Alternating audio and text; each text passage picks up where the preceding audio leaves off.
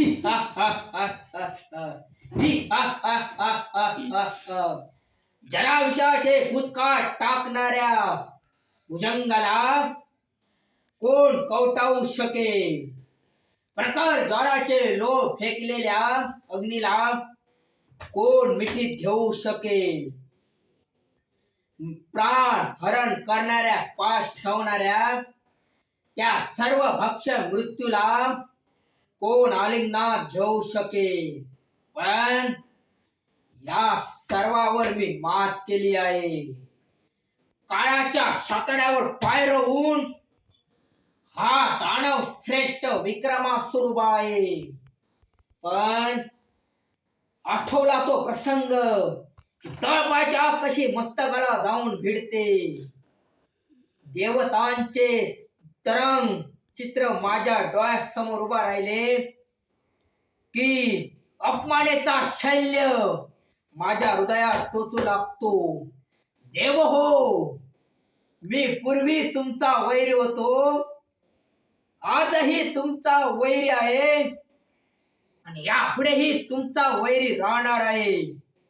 केवळ पूर्व परंपरेला मान देऊ, बंधू भावाचं नातं सदोदित राहावं म्हणून समुद्र मंथनात आम्ही तुम्हाला सहाय्य केलं. महाकाळ असा मेरू पर्वत सागरात घातला आणि वासुकी सर्पाची दोरी करून एका बाजूने देव आणि दुसऱ्या बाजूने दानव मिळून सारा महासागर घुसून काढला.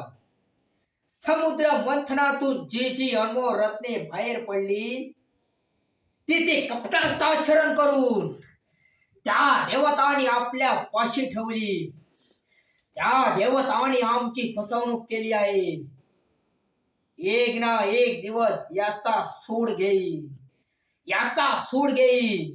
देवतांनी दिली ती का आमच्या पदरी फक्त ती मदिरा आणि मदिरा.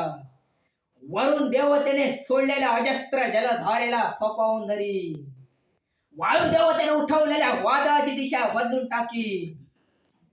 मृत्यूचे पाश हाती खेळणाऱ्या यमधर्माला माझा राजवाडा झाडायला लावी आणि उन्मत्त झालेली देवसिंहासने एका लाथेच्या ठोकरीने शिवडून देईल आणि गर्विष्ठांचे मत झाडून काढणारा हा सत्ता सम्राट, विश्व सम्राट स्वर्गाच्या उच्चतम शिखरावर जाऊन बसेल.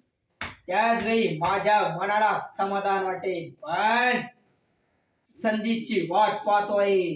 एक ना एक दिवस माझ्या जीवनात अशी संधी चालू नये आणि त्या संधीचं सोनं करेल. पण प्रथम स्वर्गावर आक्रमण करावं. हे देवतांनो सावधान, येतोय.